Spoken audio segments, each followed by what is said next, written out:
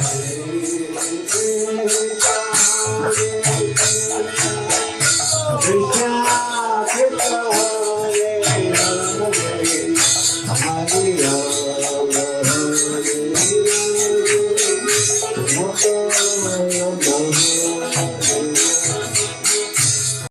नमो भगवते वासुदेवाय। ओम नमो भगवते वासुदेवाय। ओम नमो भगवते वासुदेवाय। Shrimad Bhagavatam Canto 4, Chapter 29, Text 36-37. Adhatmano artha bhutasya yato anartha parampara samskriti vyavachedo bhaktya paramaya Guru Vasudeve Bhagavati Bhakti Yoga Samahitaha Sadichinena Viragyam Jnanam Cha Jnanishyati Radhavartha Bhutasya Yato anartha parampara samskrita vyavachedo bhaktya paramaya guru Vasudeve Bhagavati Bhakti Yoga Samahitaha Sadichinena Vairagyam Jnanam Cha Jnanishyati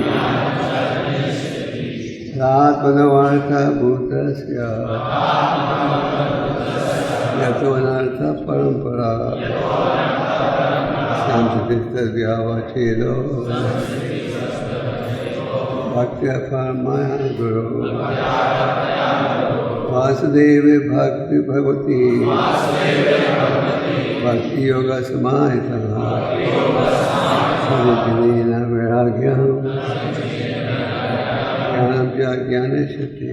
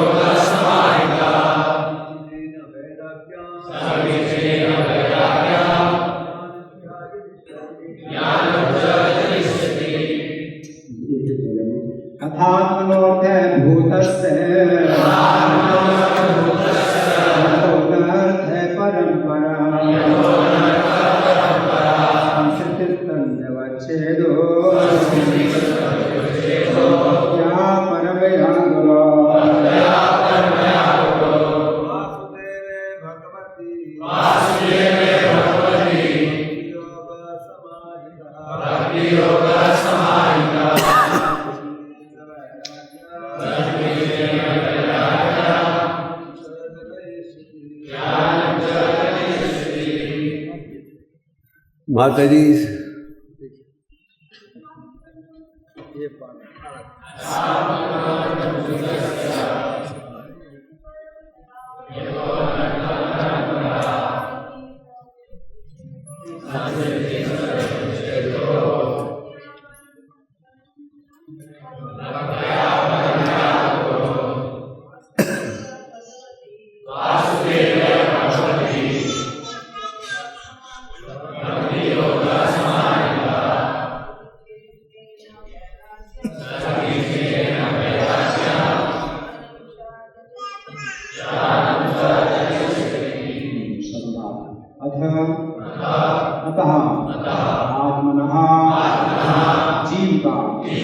अर्थभूतस्य वास्तविक रुचि वाले का यतः जिससे अनर्थ अवांछित वस्तुओं का परंपरा श्रृंखला संस्कृति संसार तत् उसका व्यवच्छेद विच्छेद रुकना भक्त्या भक्ति से परमया शुद्ध गुरु परमेश्वर या उसके प्रतिनिधि को वासुदेव में भगवती भगवान भक्ति योग भक्ति समाहिता एकाग्र चित्त सदृचीन पूर्ण रूप से वैराग्यम विरक्ति ज्ञानम पूर्ण ज्ञान तथा जनयिष्यति प्रकट करता है। अतः आत्मनः जीव का अर्थभूतस्य वास्तविक रुचि वाले का यतः जिससे अनर्थ अवांछित वस्तुओं का परंपरा श्रृंखला संस्कृति संसार तत् उसका व्यवच्छेद विच्छेद रुकना भक्त्या भक्ति से परमया शुद्ध गुरु परमेश्वर या उसके प्रतिनिधि को वासुदेव में भगवती भगवान भक्ति योग भक्ति समाहिता एकाग्र चित्त पूर्ण रूप से वैराग्यम विरक्ति ज्ञानम पूर्ण ज्ञान तथा जनयिष्यति प्रकट करता है। धन्यवाद। मेरे दूसरे बोले जीव का वास्तविक हित इसमें है कि वह अविद्या से निकले जिसके कारण उसे बारंबार जन्म तथा मृत्यु सहनी पड़ती है। इसका एकमात्र निवारण है भगवान के प्रतिनिधि के माध्यम से उनकी ही शरण ग्रहण करना।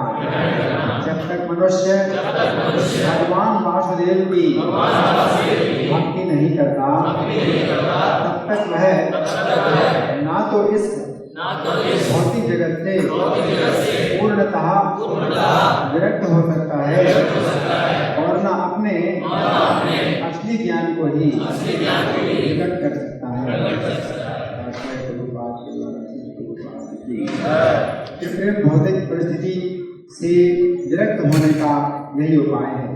इसका एकमात्र निवारण है कृष्ण भावनामृत को अपनाना और भगवान वासुदेव की भक्ति में निरंतर लगे रहना। प्रत्येक व्यक्ति सुखी रहने का प्रयास करता है और इस सुख को प्राप्त करने के लिए जो विधि अपनाई जाती है वह स्वार्थ कहलाती है। दुर्भाग्यवश इस संसार के भीतर भटकता बद्ध जीव ये नहीं जानता कि उसके स्वार्थ का चरम लक्ष्य वासुदेव है। संस्कृति का प्रारंभ मोहग्रस्त देहात्म बुद्धि से होता है और इसके फलस्वरूप अनेक अवांछित वस्तुओं की श्रृंखला अनर्थ प्रारंभ हो जाती है। ये अवांछित वस्तुएं इंद्रिय तृप्ति के लिए वस्तुतः मानसिक आकांक्षाएं हैं। इस प्रकार मनुष्य इस संसार में विभिन्न प्रकार के शरीरों को धारण करता है। मनुष्य को पहले मन को वश में करना होता है जिससे मन की आकांक्षाओं की शुद्धि हो सके। ये विधि नारद मंजरात्र में सर्वोपाधि निर्मुक्तम तत्तरम के रूप में वर्णित है। जब तक मन शुद्ध नहीं हो जाता इस भौतिक स्थिति से छुटकारा पाने का प्रश्न ही नहीं उठता। जैसा कि श्रीमद् भागवत 1:6 में कहा गया है, अनर्थोपशमं साक्षात् भक्ति योगमधोभिजय लोकस्य जानतो विद्वान चक्रे साकुत संहिताम। जीव के भौतिक क्लेश जो उसके लिए व्यर्थ है, भक्ति की विधि अपना लेने से दूर किए जा सकते हैं, किंतु सर्वसाधारण इसे नहीं जानता। अतः विद्वान व्यासदेव ने इस वैदिक साहित्य का संकलन किया जो परम सत्य से संबंधित है। अनर्थ अर्थात अवांछित वस्तुएं एक जीवन से दूसरे तक चलती रहती हैं। इस बंधन से निकलने के लिए मनुष्य को पूर्ण पुरुषोत्तम भगवान वासुदेव कृष्ण की भक्ति करनी होती है। इस प्रसंग में गुरु शब्द महत्वपूर्ण है। इसका भारी या श्रेष्ठ के रूप में किया जा सकता है। श्री ऋषभ देव ने अपने पुत्रों को उपदेश दिया था, गुरु न साक्षा नमोचियः समुपेत मृत्यु। जब तक अपने शिष्य को जन्म मृत्यु के आवागमन से बाहर ना निकाल सके, मनुष्य को चाहिए कि वह गुरु का पद स्वीकार न करे। भागवत 5:5-18। ये संसार वास्तव में विभिन्न प्रकार के कर्मों की क्रिया प्रतिक्रिया घात प्रतिघात की श्रृंखला है। यही जन्म तथा मृत्यु का कारण है। इस क्रिया को वासुदेव की सेवा में लगकर ही रोका जा सकता है। भक्ति उन कार्यों को सूचित करती है जो भगवान वासुदेव की सेवा में संपन्न किए जाते हैं। क्योंकि भगवान वासुदेव सर्वश्रेष्ठ हैं, अतः मनुष्य को देवताओं की सेवा न करके उनकी सेवा में लगना चाहिए। भक्ति का शुभारंभ नवदीक्षित अवस्था से लेकर भगवान की प्रेम भक्ति तक विस्तारित है। सभी अवस्थाओं का अभिप्राय भगवान वासुदेव को प्रसन्न करना है। जब मनुष्य वासुदेव की भक्ति में अत्यधिक अग्रसर हो जाता है तो वह शरीर की सेवा से पूर्ण रूप से विरक्त हो जाता है और इस प्रकार विरक्त होकर वह ज्ञान में पारंगत हो जाता है और भगवान वासुदेव की सेवा में संलग्न हो जाता है। श्री चैतन्य महाप्रभु का कहना है, जीवेर स्वरूप है कृष्ण दास। प्रत्येक जीव अपनी स्वाभाविक स्थिति के फलस्वरूप कृष्ण का चिर दास है। जो ही वह भगवान वासुदेव की भक्ति प्रारंभ करता है उससे उसकी स्वाभाविक स्थिति प्राप्त हो जाती है। ये स्थिति मुक्त अवस्था कहलाती है। मुक्तिर्हेत्वान्यथा रूपम स्वरूपेण व्यवस्थिति ही। मुक्त अवस्था में मनुष्य अपने मूल कृष्ण भक्ति की स्थिति में रहता है। वह मैं तथा मेरा के मोह के अंतर्गत संपन्न की जाने वाली अनेक प्रकार की सेवाओं, सामाजिक सेवा, राष्ट्रीय सेवा, जाति सेवा, कुत्ते की सेवा, वाहन सेवा आदि को तिलांजलि दे देता है। जैसा कि भागवत 1:7 में व्याख्या की गई है, वासुदेवे भगवती भक्ति योगा प्रयोजिता निरत्याशु वैराग्यम ज्ञानम चेत हेतुकम। श्री कृष्ण की भक्ति करके मनुष्य तुरंत अहेतु की ज्ञान तथा इस संसार से विरक्ति प्राप्त कर लेता है। इस प्रकार मनुष्य को किसी भौतिक इच्छा, मानसिक चिंतन या कर्म के बिना वासुदेव की सेवा में लग जाना चाहिए।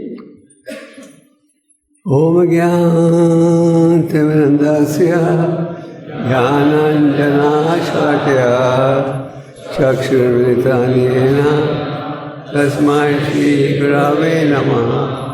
श्रीचैतन्यमनोभीष्टं स्थापितं येन भूतले स्वयं रूपा कदा मह्यं वन्देऽहं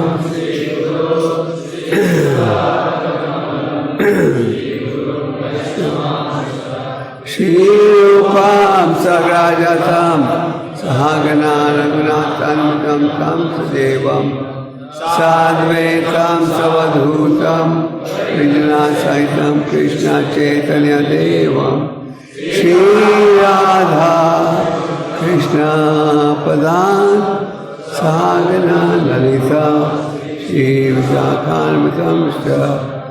हे कृष्णा करुणा सिंधु दीनबंधु जगत्पते गोपेश गोपिकान्ता राधाकान्ता नमोस्तुते। सप्त कांचन गौरांगी राधे वृंदावनेश्वरी ऋषभानुसुते देवी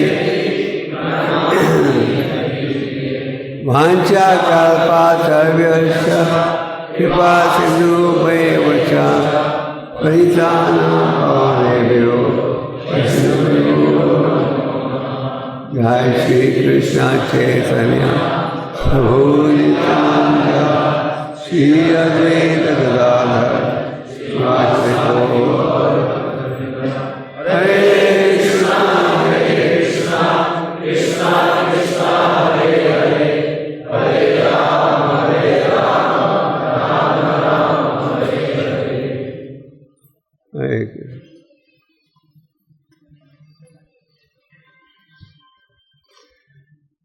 हरे कृष्ण।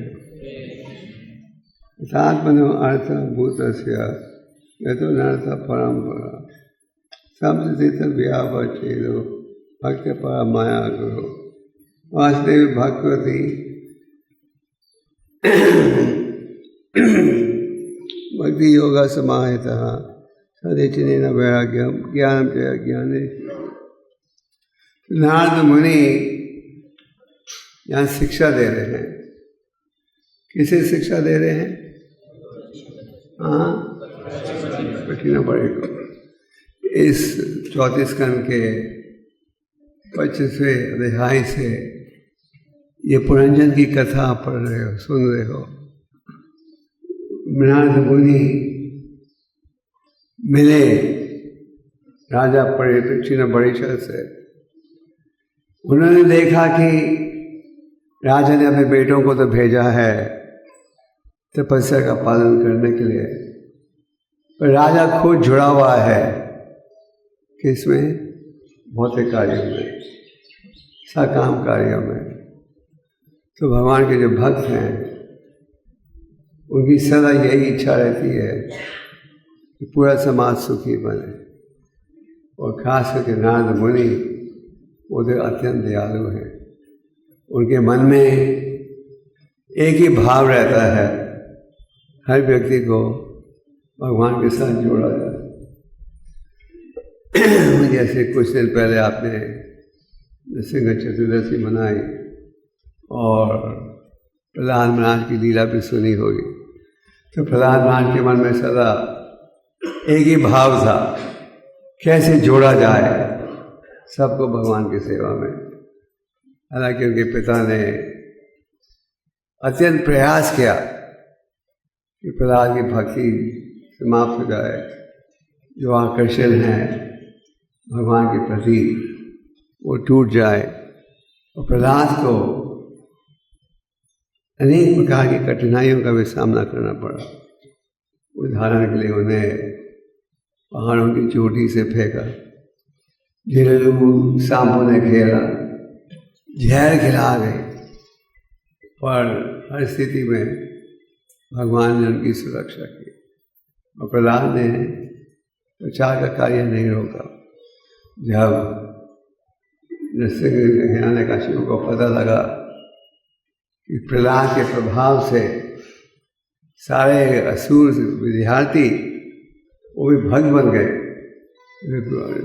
हिरण्यकशिपु ने निर्णय किया अब मुझे इस बच्चे को मार देने लगे। फिर भगवान प्रकट हुए। भगवान के जो भक्त हैं उनके मन में यही भाव रहता है कि भगवान का संदेश दिया जाए सबको। तो महाराज नारद मुनि ने देखा ये महाराज कुछ न बड़े भौतिक कार्यों में जुड़े हैं, सकाम कार्यों में जुड़े हैं। तो उन्होंने उन्हें कहा इसका क्या लाभ। और पिछले 4 अध्यायों में अब नारद मुनि की शिक्षा प्राप्त कर रहे हो।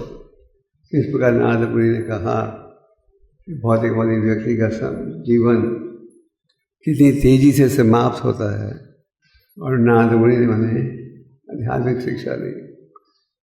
इस अध्याय के आरंभ में राजा ने नारद मुनि से कहा कि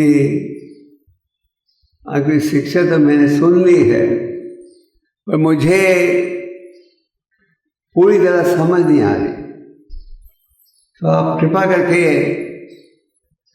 और गहराई के साथ मुझे शिक्षा दीजिए। आप भागवतम के कई लीलाओं में ये पढ़ते हो, जैसे कि जब भारत ने मां रघुनाथ को शिक्षा दी जीवन के लक्ष्य के विषय में, रघुनाथ ने शिक्षा ग्रहण की। फिर रघुनाथ ने कहा मैंने सुन तो लिया है, पर ध्यान से मुझे पूरे रूप से समझ नहीं आई ये शिक्षा, आप फिर से दीजिए। तो जलभार ने फिर से गहराई के साथ ये शिक्षा दी। तो इसी प्रकार इस अध्याय में नारद मुनि अनेक महत्वपूर्ण विषयों की चर्चा कर रहे हैं। जिनकी चर्चा वो कर बैठे हैं, पर फिर से राजा के कहने पर इन महत्वपूर्ण विषयों की चर्चा कर रहे हैं। तो इससे हमें क्या संदेश मिलता है?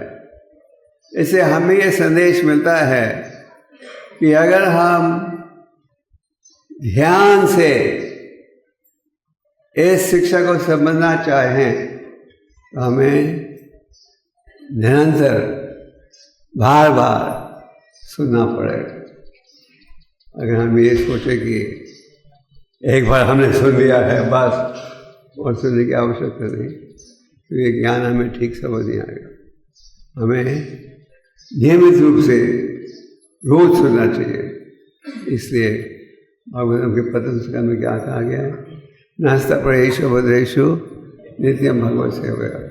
भगवती उत्तम श्लोक है, भक्ति भागवती नैसी। तो इस अध्याय में नारद मुनि अनेक महत्वपूर्ण विषयों की चर्चा कर रहे हैं, जिनकी चर्चा श्रील प्रभुपाद जी ने तात्पर्य में भी की है। तो यहाँ क्या कह रहे हैं? सबसे पहले नारद मुनि कह रहे हैं कि जीवात्मा का सबसे महत्वपूर्ण कार्य क्या है कि हम अज्ञानता से निकलें। तो आप कहोगे अज्ञानता का क्या अर्थ? हमारे पास तो PhD की डिग्री है, यह आध्यात्मिक अज्ञान। हम पैदा होते हैं अज्ञानता के वातावरण में और अक्सर पलते हैं उसी वातावरण में, और 99% की प्रजा शरीर में त्यागती है अज्ञानता में। वो भाग्यशाली व्यक्ति है जिसको असली ज्ञान प्राप्त होता है।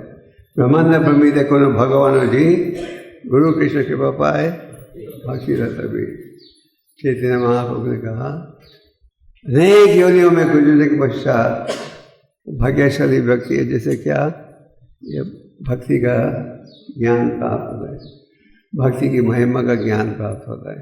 तो नारद मुनि कह रहे हैं कि हर जीवात्मा का असली लाभदायक कार्य वो है जिसके द्वारा वो जन्म मृत्यु के बंधन से मुक्त हो सके। ये है सबसे महत्वपूर्ण कार्य। जब श्रील प्रभुपाद 1922 में पहली बार अपने गुरु महाराज से मिले, तो पहली मुलाकात में ही भक्ति सिद्धांत जी ने यह आदेश दिया, कहा तुम पढ़े लिखे युवक हो, ले जाओ महाप्रभु के संदेश को कहाँ? पश्चिम देश में। तो प्रभुपाद जी ने कहा कि उस समय प्रभुपाद जी गांधी जी के स्वतंत्रता के आंदोलन के सदस्य थे। पहले हमें देश को स्वतंत्र बनाना पड़ेगा, फिर लोग हमारे संदेश को सुनेंगे। और भक्ति सिद्धांत जी ने कहा असली ज्ञान, असली स्वतंत्रता है जन्म मृत्यु के बंधन से छुटकारा। ये होना चाहिए हम सबका उद्देश्य। शास्त्रों के द्वारा यही संदेश प्राप्त हो रहा है। जैसे इस समय आप पुरंजन की कथा सुन रहे हो, तो भागवतम में अनेक लीलाएं हैं, पर इन सब लीलाओं का निचोड़ या समरी एक ही है। वो क्या है? क्या है? हमें निष्काम भाव से शुद्ध भक्ति के मार्ग में जुड़ना चाहिए। तो वही विचार यहाँ नारद मुनि फिर से प्रस्तुत कर रहे हैं।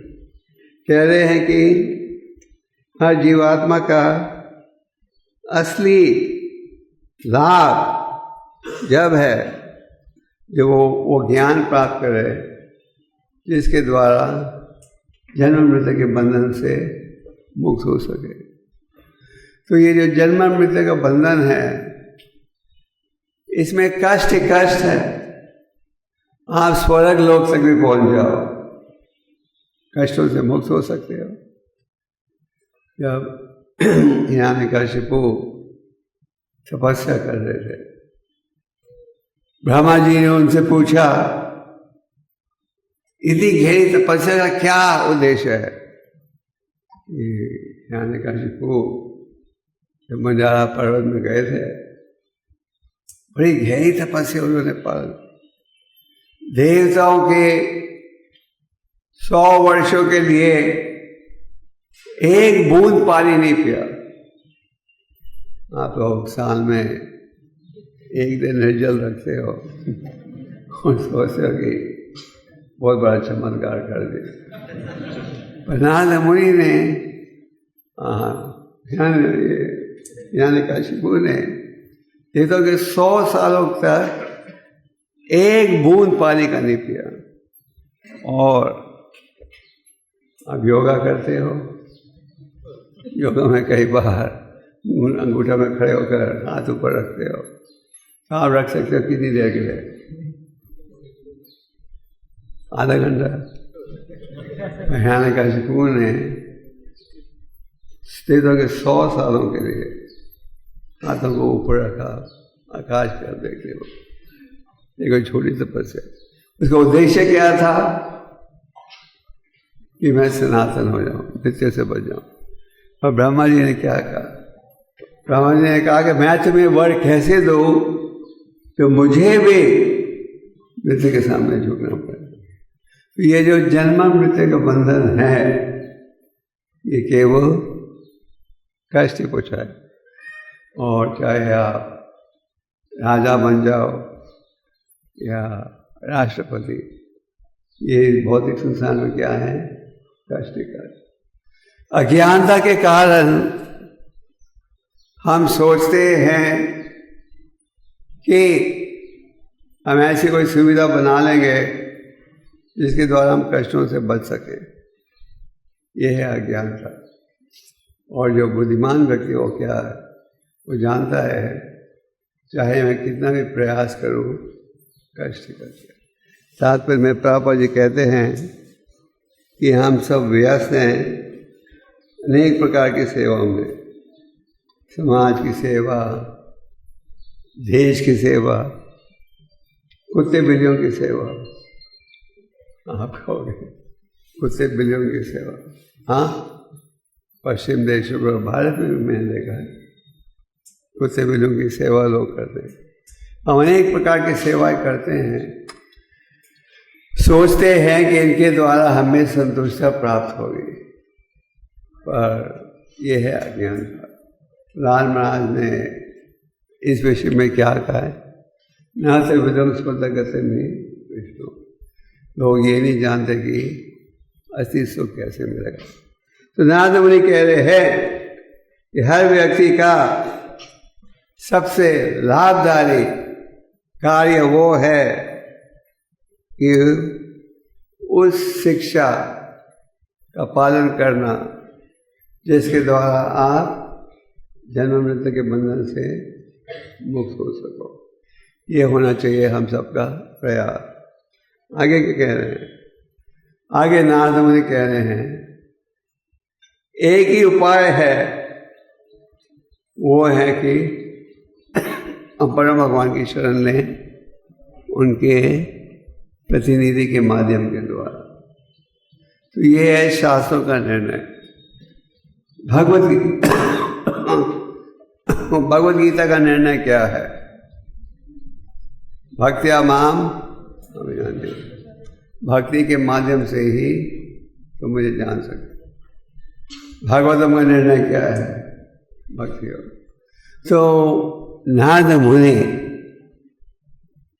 महान प्राचीन पढ़े के माध्यम से ये शिक्षा हम सबको दे रहे हैं।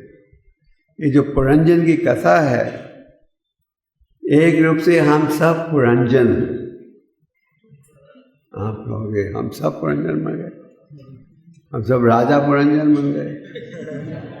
हाँ, Puranjan means owner of the body, देह का मालिक। तो हम राजा किस दृष्टि से हैं? इस दृष्टि से हम चाहें तो इस ध्येय का सदुपयोग कर सकते हैं और चाहे तो दुरुपयोग कर सकते हैं। ये छूट है हम सबके पास।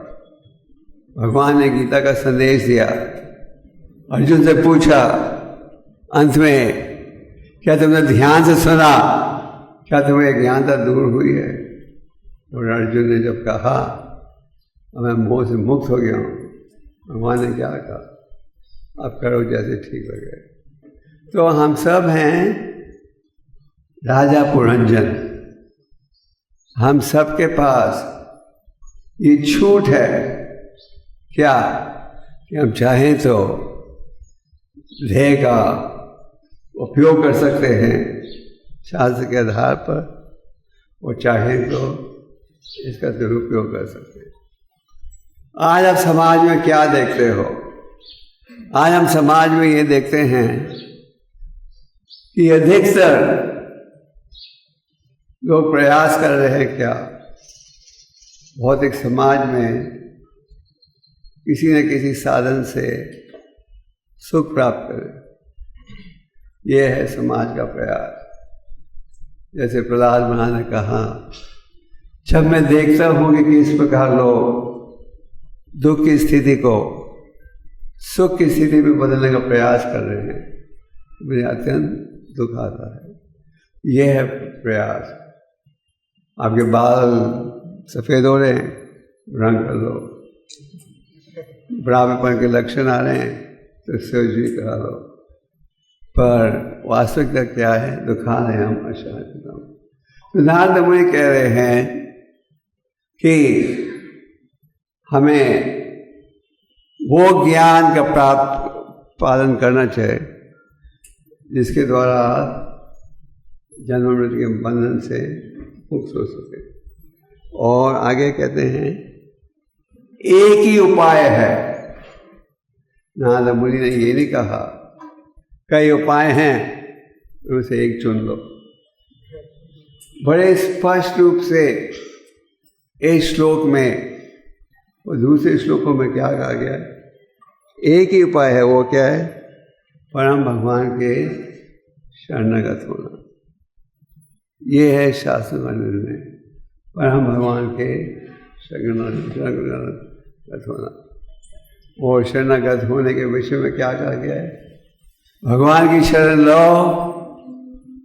और ये ज्ञान भगवान के प्रतिनिधि या गुरु के सहयोग से स्वीकार करो। तो शास्त्रों में बड़े स्पष्ट रूप से शिक्षा प्राप्त होती है किस प्रकार भगवान के शरणागत होना चाहिए हमें, बड़े स्पष्ट रूप से। गुरु, साधु, शास्त्र। शास्त्र का अर्थ है भगवान की वाणी, धर्माम की साक्षात भगवत परिणाम। शास्त्र में भगवान की वाणी, और शास्त्र में किसी प्रकार की अपूर्णता नहीं, किसी प्रकार का दोष नहीं, किसी प्रकार की कमी नहीं। प्रभुपाद जी के ग्रंथों का अनुवाद जैसे आप जानते हो लगभग हर प्रसिद्ध भाषा में हुआ है, और सारे विश्व में लोग पढ़ रहे हैं उन ग्रंथों को। क्यों? क्योंकि इनमें सनातन उपदेश है। ये सोचना कि आज के आधुनिक युग में इस संदेश का लाभ नहीं उठा सकते, ये गलत है। तो शास्त्रों द्वारा हमें भक्तियों की महिमा का ज्ञान मिलता है, और जो साधु है, साधु वही संदेश देता है जो शास्त्र में है, और जो गुरु है वही संदेश आगे प्रस्तुत करता है जो साधु ने किया है। इसलिए कहा गया है गुरु साधु शास्त्र। साधु को वही कहना चाहिए जो शास्त्र में है, और गुरु को वही कहना चाहिए जो कि पहले साधुओं ने, आचार्यों ने दिया है। जैसे कि अगर आप प्रभुपाद जी के ग्रंथों को पढ़ो तो आप देखोगे कि प्रभुपाद जी के जो तात्पर्य भी हैं वो भी 100% निर्भर हैं जो हमारे आचार्यों ने शिक्षा दी है। जैसे कि भगवद गीता का तात्पर्य प्रभुपाद जी का निर्भर है पालादेव विद्याभूषण के तात्पर्य के ऊपर। उसी प्रकार जब प्रभुपाद भागवतम के तात्पर्य को डिक्टेट करते थे तो अपने सामने महान आचार्यों का जो तात्पर्य था उसे रखते थे, उनके तात्पर्य के इम्पोर्टेंट पॉइंट्स लेते थे और वही भाव प्रस्तुत किया प्रभुपाद जी ने अपने परपोर्ट्स में। तो भगवान के शरणागत कैसे होना चाहिए ये ज्ञान हम प्राप्त करते हैं गुरु साधु शास्त्र। आगे नारद मुनि कहते हैं जब तक कोई भक्ति योग नहीं करे वैराग्य की भावना उत्पन्न नहीं होगी। वासुदेव भगवती भक्ति योग का प्रयोजन। तो वासुदेव की भक्ति करोगे, क्यों? क्योंकि जब आप भक्ति करोगे भक्ति के माध्यम से हमारा अशुद्ध हृदय इंद्रियां शुद्ध बनती है। तो भक्ति योग का अर्थ क्या है? संक्षेप में भक्ति योग का अर्थ है मन बुद्धि इंद्रियों का उपयोग करना किसमें? भगवान की सेवा में। और अगर हम मन बुद्धि इंद्रियों का उपयोग करें भगवान की सेवा में, जो अशुद्ध मन है इंद्रियां हैं वो शुद्ध बन जाएंगे। तो यहाँ नारद मुनि कह रहे हैं कि जब तक हम भगवान की सेवा में नहीं जुड़े ये वैराग्य प्राप्त नहीं होगा। और जो असली ज्ञान है, जो असली संदेश है, उसका अगर हमें लाभ उठाना है ये भक्ति योग एक माध्यम है। तो तात्पर्य में प्रभुपाद जी इन विषयों की चर्चा करते हैं।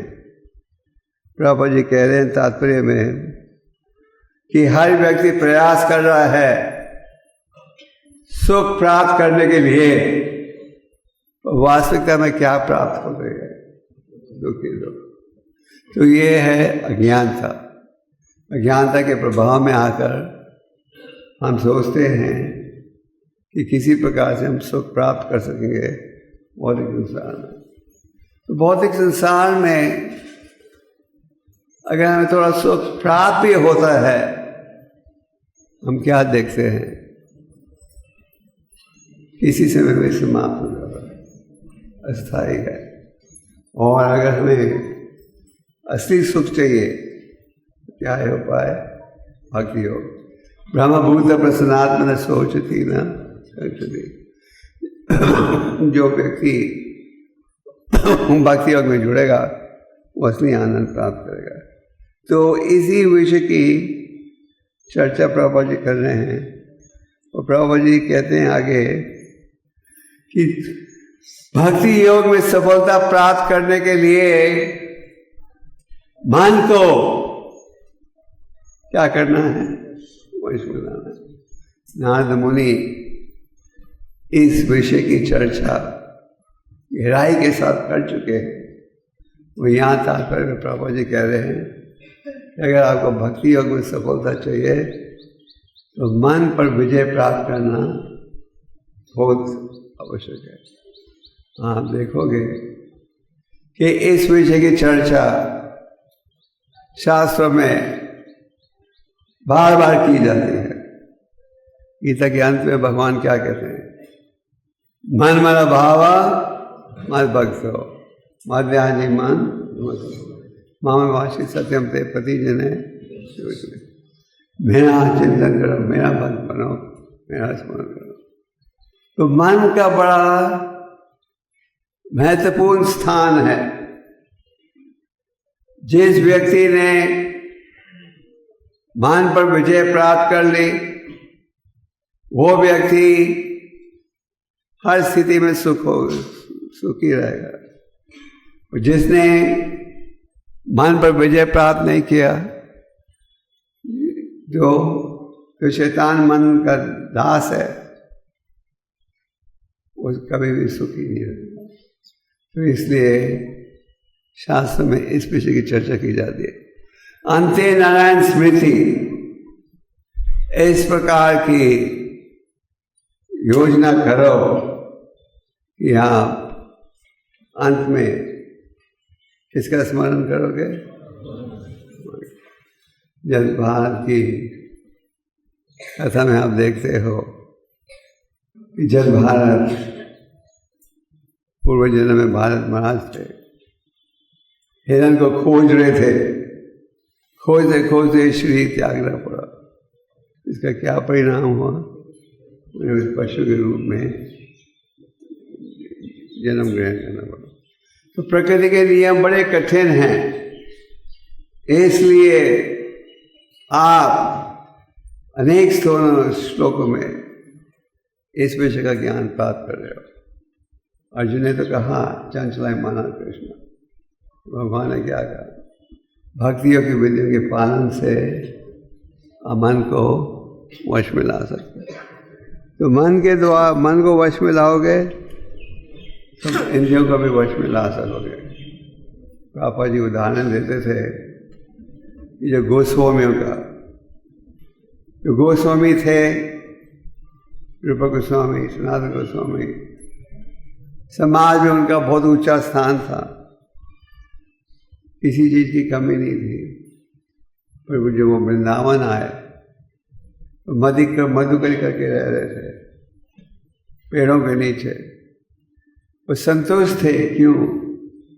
क्योंकि उनका मन वश में था, वो जुड़े हुए थे भक्ति योग में। तो मन पर विजय प्राप्त करने के लिए गीता में क्या कहा है?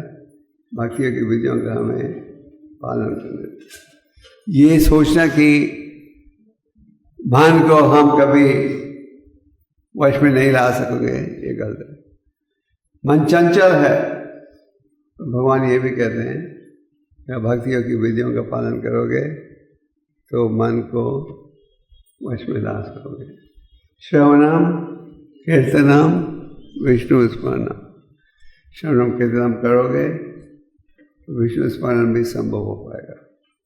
अगर आपका श्रवणम कीर्तनम कमजोर रहेगा तो मन पर विजय प्राप्त करना भी कठिन रहेगा। तो प्रभुपाद जी इसी विषय की चर्चा करें शास्त्र में, और आगे जाकर प्रभुपाद जी तात्पर्य में ऋषभदेव की शिक्षा का वर्णन करते हैं। महाराज ऋषभदेव की शिक्षा आपको भागवतम के 5वें स्कंद में प्राप्त होती है। ऋषभदेव के 100 पुत्र थे और उन्होंने पुत्रों को दिव्य ज्ञान दिया, जिसके द्वारा वो जीवन को सफल बना सके। तो भगवान ऋषभदेव शिक्षा देते हुए कहते हैं, व्यक्ति को गुरु नहीं बनना चाहिए जब तक वो अपने शिष्य को ठीक शिक्षा नहीं दे जिसके द्वारा वो भगवान के धाम लौटे। जब तक वो अपनी औलाद को दिव्य ज्ञान नहीं दे जिसके द्वारा वो भगवान के धाम लौट सके। तो ऋषभदेव जी के अनुसार अगर हम माता या पिता बनते हैं तो हमारी ये जिम्मेदारी बनती है कि हम उन्हें दिव्य ज्ञान प्रदान करें जिसके द्वारा वो समझ सके जीवन का क्या लक्ष्य होना चाहिए। इस विषय पर प्रहलाद महाराज जी का उपदेश है, जिन्हें प्रहलाद महाराज कहते हैं, कौमराचल प्रज्ञो धर्मम भगवतम दुर्लभ मानुषम जन्म। मनुष्य जीवन बहुत ही दुर्लभ है, इसलिए छोटी आयु से ही आध्यात्मिक ज्ञान अनुकूल करना आरंभ कर देना चाहिए। तो माता पिता के रूप में माता पिता का कर्तव्य बनता है कि छोटी आयु से बच्चों को शिक्षा दी जाए जिसके द्वारा जीवन के लक्ष्य को प्राप्त कर सके। आगे विश्वदेव जी ने कहा, अगर कोई गुरु बनता है तो उसकी भी ये जिम्मेदारी है कि वो शिक्षा दे जिसके द्वारा हम भगवान के धाम लौट सके। तो गुरु के विषय में रूपा गोस्वामी कहते हैं, वाचो वेगम मनस क्रोध वेगम जीव वेगम उदार पस्त वेगम। गुरु का जो आचरण है शास्त्र पर आधारित होना चाहिए और गुरु को स्वयं मन बुद्धि इंद्रियों पर वश रखना चाहिए। और गुरु को कौन सी शिक्षा देनी चाहिए? क्योंकि शास्त्र साधु द्वारा आ रही है। तो प्रभुपाद जी तात्पर्य में कह रहे हैं कि कृष्ण भगवान की भक्ति ज्ञान गुरु द्वारा प्राप्त होता है। और आगे उन्होंने ऋषभदेव जी की शिक्षा के धारा के द्वारा ये स्थापित किया है कि जो गुरु है उसकी जिम्मेदारी बनती है कि वो शुद्ध संदेश दे। भागवतम के 7वें स्कंद में भगवान ने हिरण्यकश्यप के वध के पश्चात प्रहलाद से कहा, प्रहलाद मेरे कारण तुम्हें इतना कष्ट भुगतना पड़ा था, मांगो मेरे से क्या वर चाहिए तुम्हें, मांगो। प्रहलाद ने कहा मुझे आपसे कोई वर नहीं चाहिए।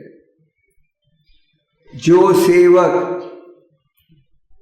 इस भावना के साथ सेवा करता है, इस सेवा के बदले में मुझे कोई लाभ मिले, वो व्यापारी है, वो धंधा कर रहा है। और जो गुरु या मालिक इस भावना से शिक्षा दे, इसके बदले में मुझे कोई आर्थिक लाभ मिलेगा, ऊंचा समाज में पद मिलेगा, तो वो असली गुरु भी नहीं है, वो असली गुरु नहीं है।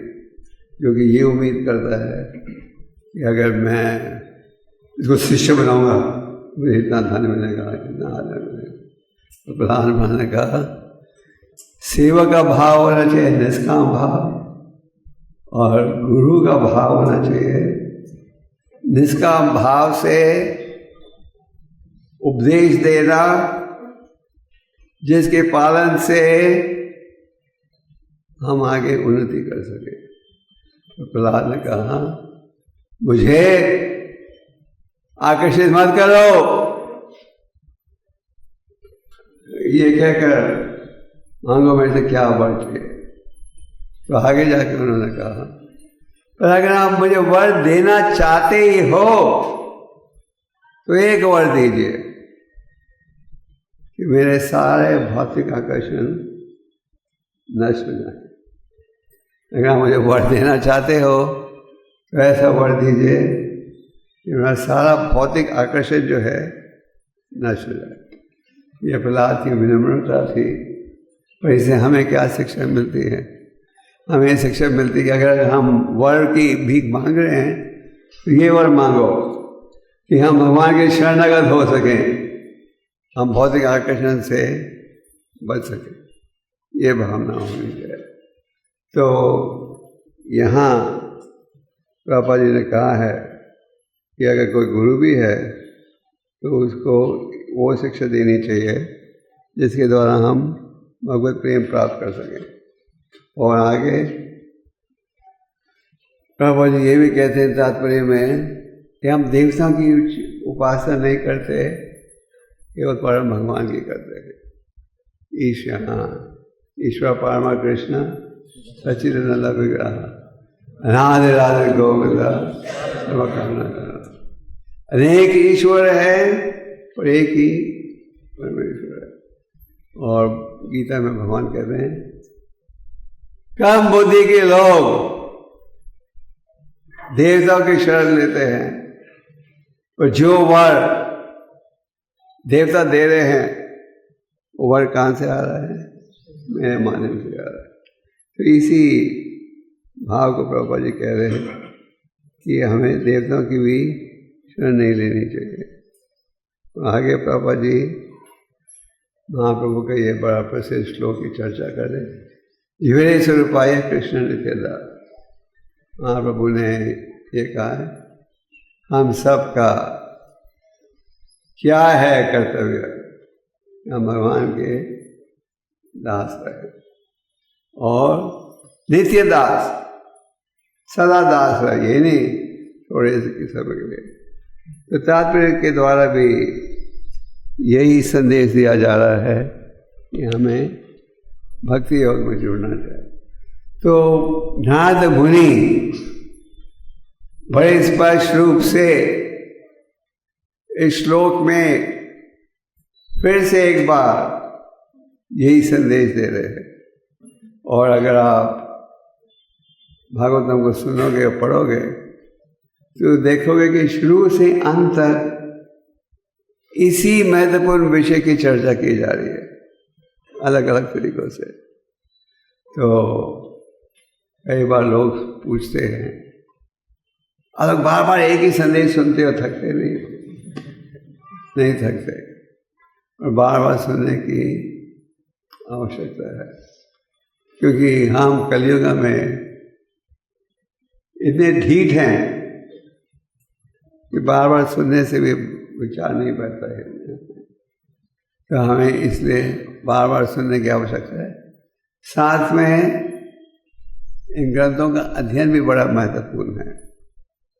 हमें सुनना चाहिए और पढ़ना चाहिए और भक्तों के संग में रहना चाहिए। इस प्रकार ये प्रेरणा प्राप्त होती है जिसके द्वारा आप भक्ति की विधियों का पालन कर सको।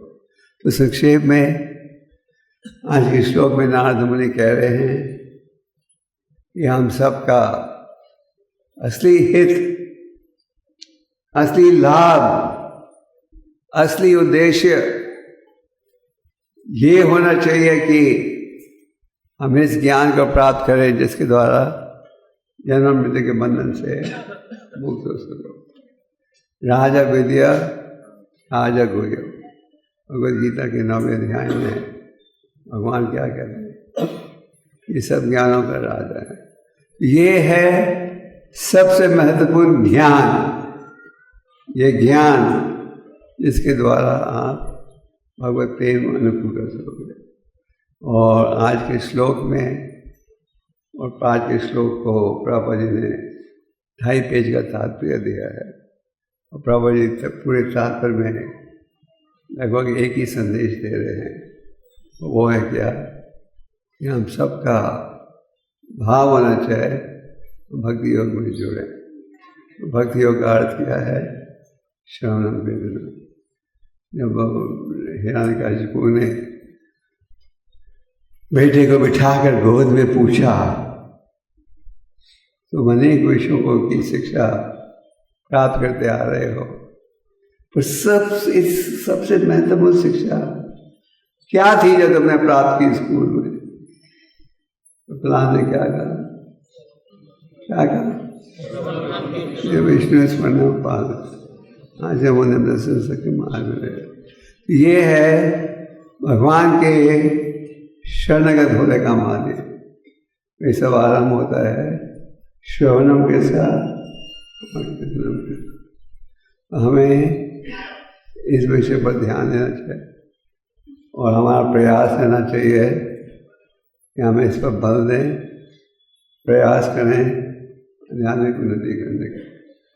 और जितने ध्यान से हम सुनेंगे पढ़ेंगे उतनी तेजी के साथ आध्यात्मिक उन्नति कर सकेंगे। हम रोज सुबह शिष्टाष्टक के उच्चारण करते हैं और शिष्टाष्टक के बिल्कुल पहले श्लोक में महाप्रभु ने क्या कहा? चेत दर्पण ये हरि नाम का एक लाभ क्या है? पहला लाभ ये है क्या, जो हमारे हृदय में भौतिक आकर्षण है, जिसके द्वारा भगवान के शरणगत नहीं होते, ये भौतिक आकर्षण क्या घट से जाएगा।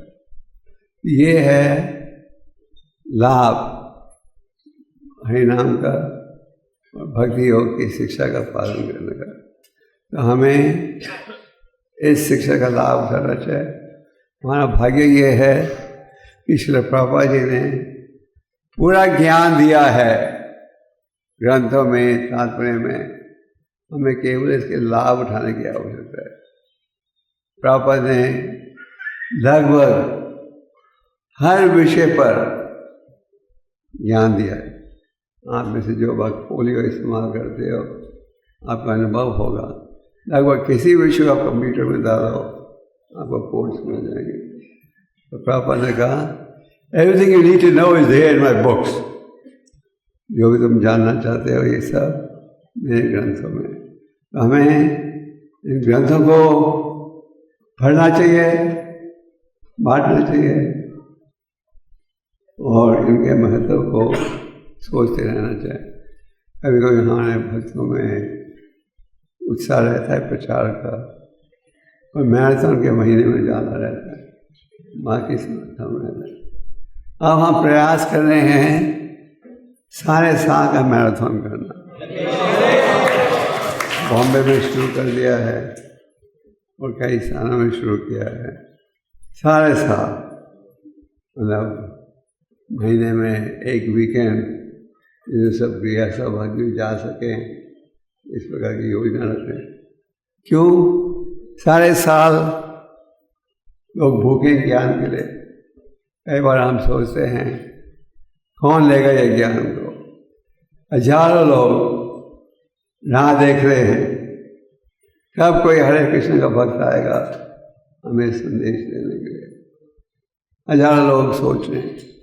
हम कंफ्यूज हैं जिंदगी में, हमें ये नहीं पता क्या करें। अभी सब जुड़ रहे थे फेसबुक, गूगल, सोशल मीडिया में। अब वो देख रहे हैं सोशल मीडिया से भी बच्चों की बुद्धि खराब हो रही है। अब बड़े बड़े ये भौतिक करोड़पति कह रहे हैं फेसबुक, इन सब चीज़ें हमारे बच्चे खराब हो रहे हैं। तो कई लोग खोज रहे हैं शांति का उपाय, उन्हें पता नहीं कैसे। अगर हम प्रचार के लिए जाएं, हमेशा कोई ना कोई मिलेगा जो इस संदेश की राह देख रहा है। अब कोई भक्त आएगा मुझे ये संदेश दे रहे। तो जिस प्रकार नारद मुनि में दया की भावना थी, उन्होंने देखा महाराज पश्चिमोपनिषद ये साकाम कार्य में जुड़े हुए हैं, बेटों को तो भेज दिया उन्होंने तपस्या की शिक्षा पालन प्राप्त करने के लिए। नारद मुनि ने सोचा चलो इनको बचाया जाए। ऐसे ही हमारा भाव भी होना चाहिए। हजारों लोग मंदिर आते हैं, प्रचार की राह देख रहे हैं, हमें भी प्रचार का लाभ उठाना चाहिए, ज्ञान देना चाहिए, जिसके द्वारा समाज सुखी बन सके। ठीक है, हरे Krishna.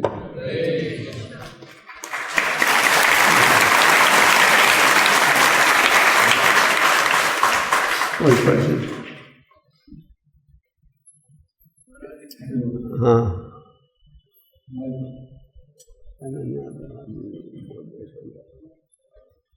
What is the difference between aversion and detachment? This is the English terminology. Aversion and detachment. Detachment means you recognize this is bad for my spiritual life. I'm replying from a spiritual angle. This is bad for my spiritual life, so I should not pursue it.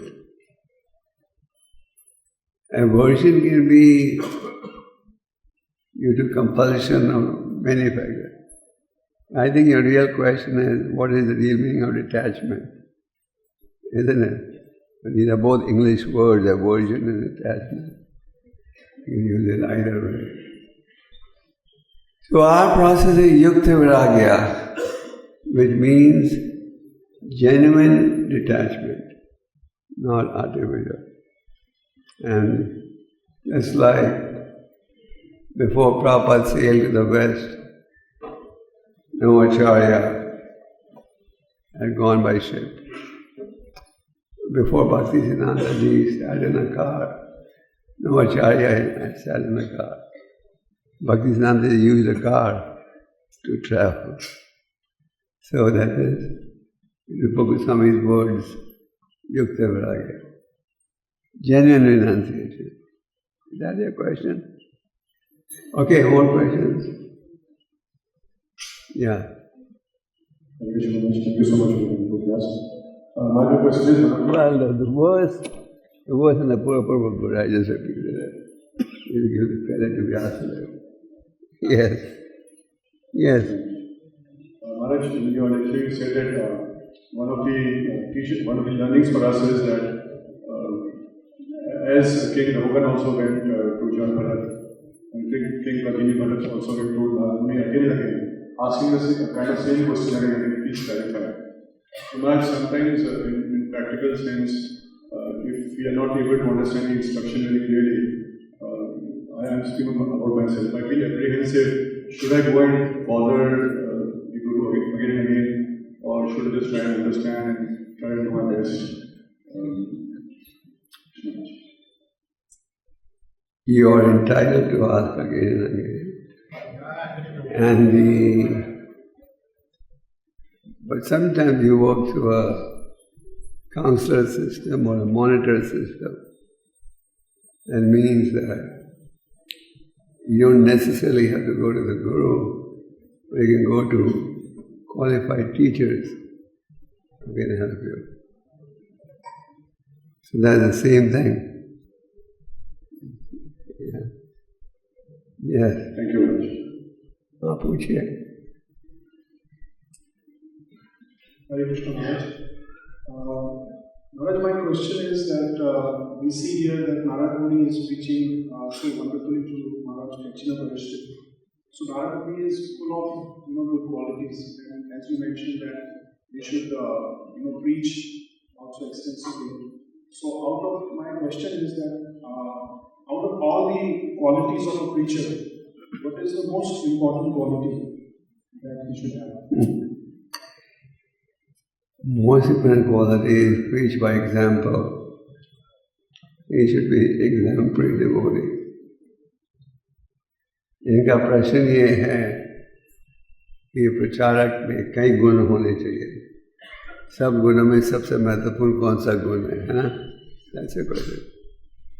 तो सबसे महत्वपूर्ण गुण है कि हमें उदाहरण देना चाहिए. अच्छा, आप अच्छा उदाहरण दोगे और आपका चरित्र ठीक रहेगा तो फिर आप दूसरों को जल्दी प्रभावित कर सकोगे. ऐसे लोग कहेंगे ये भी दूसरों जैसे हैं, कहते हैं कुछ करते हैं कुछ. जो बोलेंगे नहीं, जो कहते हैं वही करते हैं, तो फिर आपके उपदेश में ज़्यादा शक्ति होगी. सबने विश्व में प्रभुपाद की शिक्षा को स्वीकार किया. उन्होंने देखा कि प्रभुपाद जो कहते हैं वही करते हैं, वही कहते हैं जो शास्त्र में है साधु. We should be exemplary. Of course, just being exemplary is not enough. That is most important. But we also have to make an effort. Sometimes we have exemplary devotees, but they don't do any preaching. That's not good also. Like Narada Muni, he saw the king is engaged in fruitive work. He has sent his sons to practice tapasya. So he went to the palace on his own. Narada Muni doesn't go to preach on invitation. जैसे आपने कई बार लोगों के घर आप जाते हो, अगर किसी ने बुलाया हो तो ही जाते हो, आप सोचते हो हमें बुलाया नहीं, हम क्यों जाएं। और नारद मुनि इन्विटेशन की राह नहीं देखते। नारद मुनि ने देखा राजा साकाम कार्य में जुड़ा हुआ है, भेड़ों को भेज दिया तैयारी कर तपस्या करने के लिए। नारद मुनि खुद ही पहुंच गए उनके महल में। तो प्रचारक को खुद ही पहुंच जाना चाहिए हर जगह, ये नहीं कोई बुलाएगा तो ही हम जाएंगे। तो ये है, ये उत्साह होना चाहिए कि हम बिना बुलाए पहुंच जाए, इन्विटेशन की राह मत जाए, विदाउट इन्विटेशन, है कि नहीं। There is one devotee in Jodhpur. I was traveling with him. Her red light में वो गीता पढ़ता है। वो भी गाड़ी अपनी गाड़ी में होता है, साइड की गाड़ी को में बांटता है। So he tells me every day he meets 3-4 nice people who get interested. Okay, more questions? हाँ। हरे कृष्ण महाराज, जैसे 3 तरह के डिवोटीज होते हैं, उत्तम कोटि के, मध्यम कोटि के और तो महाराज कैसे, जैसे कहा जाता है हमें कि तीनों के साथ व्यवहार करना चाहिए, तो हम कैसे पहचानें कि उच्च कोटि के भक्तों ने कैसे पहचाने कनिष्ठ अधिकारी कौन है, मध्यम कौन है, कठिन कार्य है। तो सबसे बेहतर है अब सबके दास बन जाओ।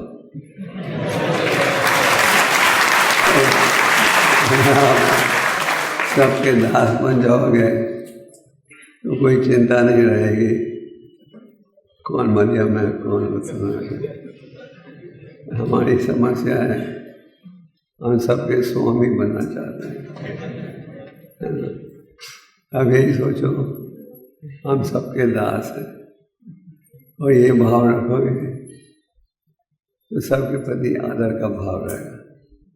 अगर आप कोई नेता भी हो, हमारा भाव होना चाहिए हम सबके दास हैं। ये नहीं कि हम ऊंचे पद पर हैं, DVC, गुरु, प्रेसिडेंट, तो सब हमें नमस्कार करें। हमें भाव ही होना चाहिए हम सबके नौकर हैं, सबके सेवक हैं। तो ये भाव होना चाहिए हर भक्त में, चाहे सीनियर हो या जूनियर हो, फिर अच्छा वातावरण रहेगा। ठीक है, ये आप पूछिए। भक्त के जीवन में जो माइक में बोलिए। हरे कृष्ण महाराज, माय क्वेश्चन इज दैट भक्त के जीवन में जो दुख आता है, जो कष्ट होता है, जो फाइनेंशियल क्राइसिस भी होती है, उसको कैसे समझे? उसका अपना कर्म है कि भगवान का मार्ग होती है? हम ये सोचते हैं कि अभी हम भक्त बन गए तो दुख का चेहरा नहीं देखना पड़ेगा, हम कभी बीमार नहीं होंगे, हमारा इन्वेस्टमेंट ऊपर ही जाएगा स्टॉक मार्केट में, हमें हर जगह से लाभ होगा। हम भूल जाते हैं कि हम सबका कर्मों का इतिहास भी है। भगवान की कृपा से कष्टों का कोटा घट जाता है। पापा जी उदाहरण देते थे, पंखा तेजी से चल रहा है, स्विच बंद करोगे तो पंखा बंद हो जाएगा आस्ते आस्ते। ये उम्मीद नहीं कर सकते कि अभी हम भक्त बने तो किसी प्रकार का कष्ट नहीं हो। अगर आप पांडव भाइयों का देखो, हरिदास ठाकुर के जीवन में देखो, अब देखते हो प्रॉपर के जीवन को अनेक प्रकार के कष्टों का सामना करना पड़ा। और कुंती महारानी तो कहती हैं भगवान के कष्टों को बढ़ाओ, विपाद संता सह कि जितना बढ़ाते हो उतनी ज़्यादा मैं आपके चरण कमलों का शरण देती हूँ। तो भक्त को जब कठिन स्थिति आती है उसे सोचना चाहिए भगवान की कृपा से इतनी छोटी मात्रा में ये कष्ट आ रहा है, ये नहीं मुझे कष्ट क्यों दिया आपने। Yes yes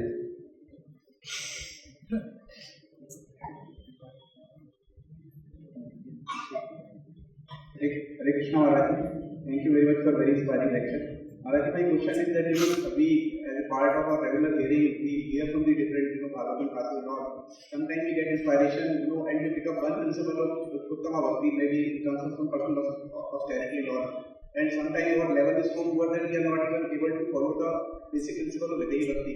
And sometimes we are doing Karmishti Bhakti.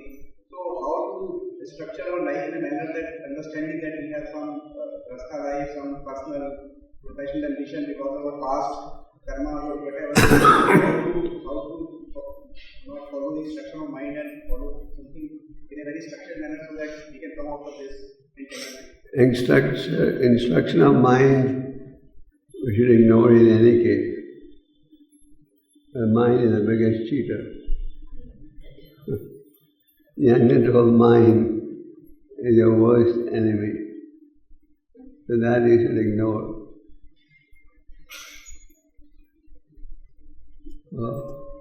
And just follow the direction of Guru Sadhu Shastra.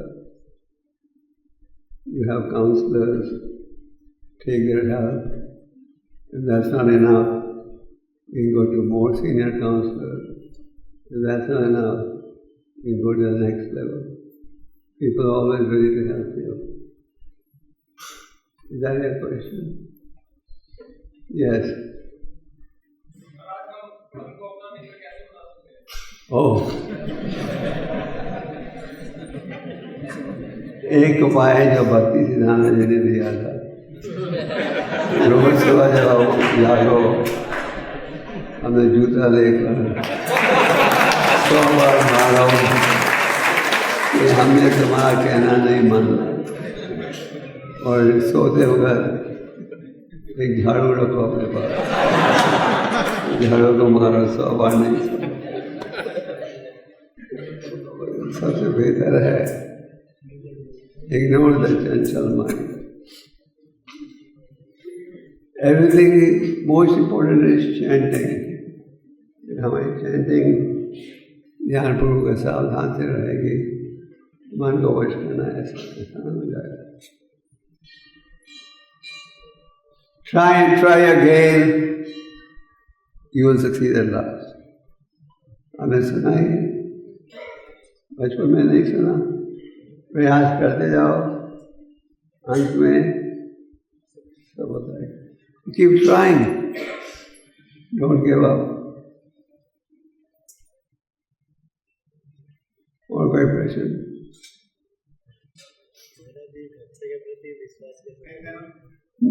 भक्तों के प्रति विश्वास, भक्तों के प्रति मतलब आपके जो लीडर्स हैं उनके प्रति।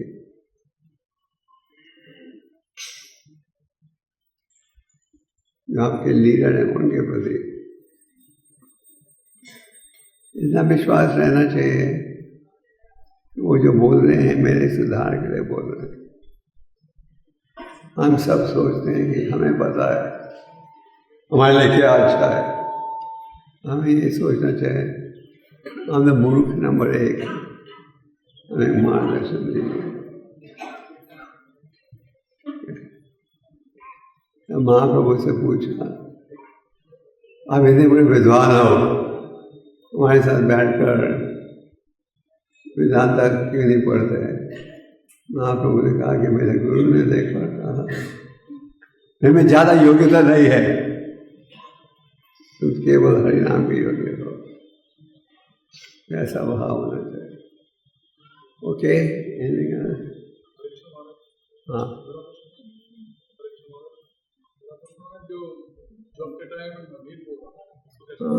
जब के टाइम ये कोई नई बीमारी नहीं है।